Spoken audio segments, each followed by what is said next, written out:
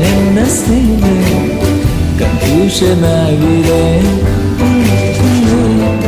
பழக பழக துடிக்கிறேன், பழக பழக பிடிக்கிறேன்.